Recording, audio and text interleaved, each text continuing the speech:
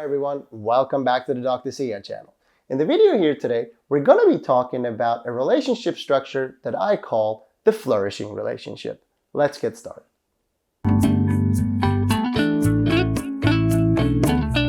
Alright, so the flourishing relationship is a relationship made up of two securely attached people. Now, I feel like most of my role here is to undo myths about securely attached people. Just because you're in a securely attached relationship doesn't mean that you're going to stay in that relationship forever. It doesn't mean that you're thriving. Securely attached people are not people who walk around on clouds with angel wings and halos on their heads and just see each other and immediately fall in love with each other, and then that's the end of that. Oh, it's not like that.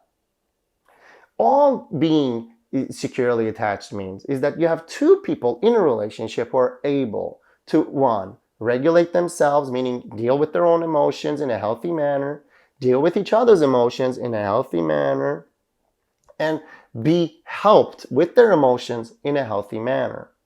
Another thing that distinguishes securely attached people from the other attachments is that securely attached people can effectively work towards solving problems, as opposed to think that they're trying to solve problems but then actually being duped by their attachment into actually making the problem worse. Now, all that means is that when you have two securely attached people in a relationship, they'll more quickly be able to recognize if they are suitable partners for each other. They'll more quickly be able to recognize if they're a good fit or if they're not. Then we'll effectively be able to deal with problems that happen that are thrust onto the relationship. You know, they'll more quickly be able to call it quits, even to go, yeah, look, no, this is probably not going to work. We've been dating for 2 weeks. We really have something, but you got to work in, you know, you're moving to someplace else on the other side of the world. I'm staying here. Look, yeah, let's not. All right, as an example, or but let's not do it that way, or, you know, whatever. They'll find working towards solutions a lot easier and a lot more comfortable, and so on and so forth. So why is it a flourishing relationship? Well, because when you're in a securely attached relationship, there's not a lot of friction. There's not a lot of combat going on inside the relationship. Don't get me wrong, securely attached people fight just like everyone else might fight. They might have arguments and all so on and so forth. No one is problem-free in this world. No attachment makes you problem-free.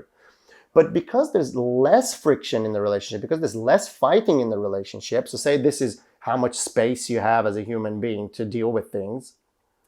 In a securely attached relationship, there's this little bit of it is fighting in the relationship. This little bit of it is the problems within the relationship.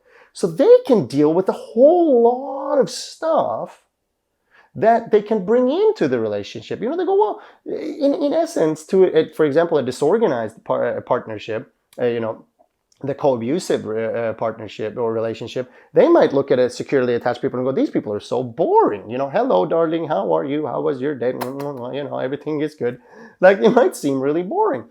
So then for securely attached people, why they can flourish is because then they can have that stability in the relationship and then explore other factors in life that actually help them flourish. Careers, hobbies, other friendships, other enjoyments, travels, foods.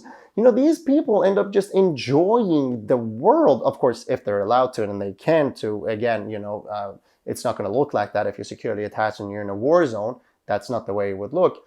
But by and large, at least in Western society, these securely attached people have the opportunity to then explore bringing in pressure from the outside. For example, they might go, oh, we have something really good. Let's have kids. Well, you know, oh, that's going to be a lot. Everyone knows it's difficult to have kids. But they can manage that pressure. It doesn't make the relationship fall apart, so to speak. So that's why it's a flourishing relationship, because not just exploring each other, they can explore themselves and their worlds freely without it being too dramatic or at all harmful to the relationship. I hope you enjoyed this video. I hope you liked it. A lot of people are not interested in hearing about secure attachment. They kind of, when I say avoidant, most people are interested, or disorganized. Ambivalent gets a, you know, third spot, and then secure attachment gets a really low fourth spot, maybe because a lot of people watching my channel don't believe they have a secure attachment or believe such a thing is even possible. I don't know. You let me know. why y'all seem less interested in secure attachment than all the other attachments. But anyway, I won't exclude any attachment. All attachments are welcome here in this channel, so I'll talk about them equally. I appreciate your support, and I'll see you again for the next one.